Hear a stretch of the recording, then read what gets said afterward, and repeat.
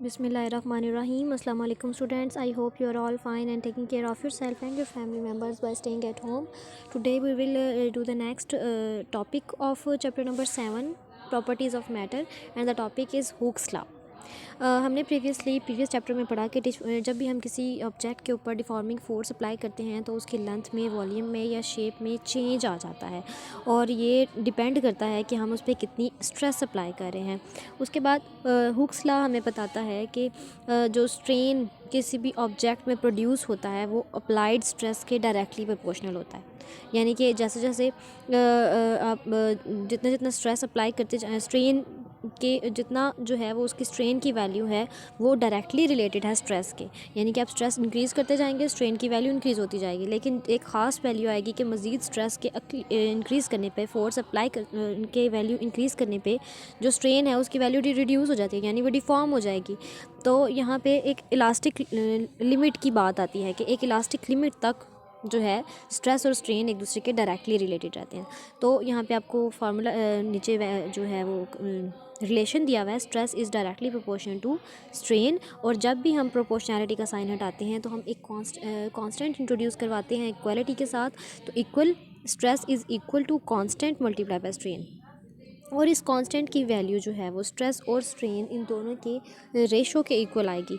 तो hooks law जो है वो हर किस्म की मैटर की हर फॉर्म पे जो है वो एप्लीकेबल है। सॉलिड, चाहे वो सॉलिड हो, लिक्विड हो या गैसेस हो, लेकिन within the limit, within the certain limit which is known as elastic limit. ये इलास्टिक लिमिट हमें बताती है कि हम कितना स्ट्रेस मैक्सिमम किसी भी बॉडी पे अप्लाई जो है वो हो सकता है उसको डिफॉर्म किए बगैर। मतलब कि कितना फ़ोर्स हम अप्लाई कर सकते हैं यहाँ तक कि वो जब हम फोर्स को हटाएं तो वो अपनी इनिशियल कंडीशन में वापस आ जाए, यानी कि वो अपने रीस्टोर कर ले अपनी लेंथ को, शेप को या वॉल्यूम को। तो इलास्टिक लिमिट की आपको यहाँ पे डेफिनेशन गिवन है, it is a limit. Six line में, लास्ट वाले पैराग्राफ के 6 लाइन से स्टार्ट हो रही है। It is a limit with in which a body recovers its original length, volume or shape after the deforming force is removed. When a stress crosses this limit, this is known as elastic limit. ये इसकी definition है। और अगर हम जो body है वो permanently deform हो जाएगी या अपनी प्रीवियस कंडीशन को, प्रीवियस स्टेट को रिस्टोर नहीं कर सकेगी अगर जो है वो स्ट्रेस हम मज़ीद अप्लाई करें इस इलास्टिक लिमिट के बाद। तो ये हुक्स लॉ है। और ये जो कांस्टेंट यहाँ पर हमने हुक्स लॉ में पढ़ा कि कांस्टेंट के इक्वल है स्ट्रेस और स्ट्रेन की रेशो, ये कांस्टेंट, इस कांस्टेंट को कहते हैं यंग्स मॉड्यूलस। इसकी वैल्यू फाइंड करने के लिए मैथमेटिकली हम कंसीडर करते हैं कि हमारे पास एक बार है जिसकी लेंथ, इनिशियल लेंथ L0 है और उसका क्रॉस सेक्शनल एरिया A है। अब हम एक एक्सटर्नल फोर्स F उस पर अप्लाई करते हैं जो कि उसके वेट के इक्वल है, जो उसको स्ट्रेच करती है और स्ट्रेच करने के बाद इसकी लेंथ को L0 से L पे ले जाती है।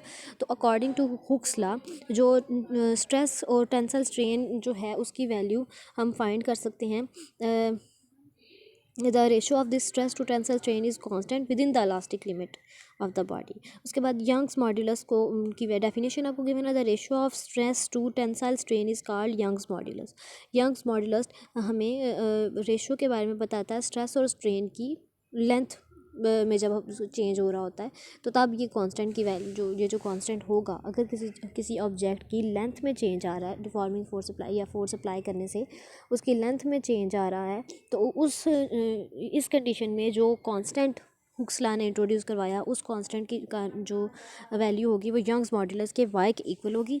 और यहाँ पे हमने 7.11 में देखें, Young's modulus y is equal to stress over tensile strain, let delta L be the change in length of the rod, then delta L is equal to L minus L0, final minus initial length को, अगर हम final length में से initial length को subtract करते हैं तो हमारे लेंथ में चेंज, हमारे पास डेल्टा एल की वैल्यू आ जाएगी।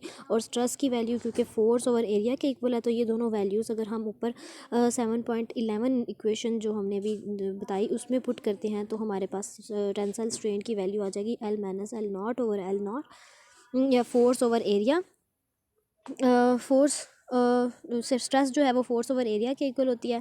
तो फोर्स ओवर एरिया और टेंसाइल स्ट्रेन की वैल्यू हमारे पास आ गई length tensile strain change in length over original length से हम टेंसाइल स्ट्रेन के बारे में बता सकते हैं, डेल्टा L ओवर L0 तो टेंसाइल स्ट्रेन और इस स्ट्रेस, ये दोनों फार्मूलाज को हम 7.11 में पुट करेंगे। तो हमारे पास आ जाएगा y is equal to stress over tensile strain is equal to F over A multiply by L not over delta del not. ये दोनों वैल्यूज़ हमने ऊपर पुट कर ली, स्ट्रेस और टेंसाइल स्ट्रेन की। और हमारे पास फाइनल एक जो फार्मूला आ जाएगा यंग्स मॉड्यूलस का, वो होगा F multiply by L not over A delta L. और यंग्स मॉड्यूलस का जो यूनिट है वो हमारे पास न्यूटन पर मीटर स्क्वायर आ जाएगा। और ये कुछ कॉमन मटेरियल्स के आप लोगों को यंग्स मॉड्यूलस बताए गए हैं, कांस्टेंट बताए गए हैं 7.2 फिगर टेबल के अंदर। ये आप इसमें से कुछ इंपॉर्टेंट जो है वो मस्ट लर्न कर लीजिएगा, एमसीक्यूज़ के रिस्पेक्ट से ये टेबल भी इंपॉर्टेंट है। और नेक्स्ट आपको इसी चीज़ यंग्स मॉड्यूलस से रिलेटेड एग्जांपल गिवन है। A steel wire is 1 metre long and cross sectional area हमें गिवन है 5 exponent -5 metre square is stretched through 1 millimetre. Force आपको गिवन है 10,000 न्यूटन। हमने यंग्स मॉड्यूलस फाइंड करना है, सारा डाटा आपको गिवन है। फोर्स गिवन है 10,000, इनिशियल लेंथ आपको गिवन है 1 मीटर, एक्सटेंशन जो एक्सटेंड हुई है उसकी length delta L, change in length आपके पास 0.01 मीटर, इसको मिलीमीटर से हमने कन्वर्ट कर लिया मीटर में, 10⁻³ से मल्टीप्लाई करके या 1000 से डिवाइड करके हमने इसको मीटर में चेंज कर लिया। क्रॉस एरिया भी आपको गिवन है डाटा में। ये सारी वैल्यूज़ आप यंग्स मॉड्यूलस के फार्मूला में पुट करेंगे और आंसर फाइंड करेंगे। ओके क्लास, उम्मीद है कि आप लोगों को समझ आ गया होगा सारा टॉपिक। अगर फिर भी कोई क्वेश्चन हो तो आप मुझसे लाइव क्लास में पूछ सकते हैं। ओके क्लास, फ़ी अमान अल्लाह, अस्सलाम वालेकुम।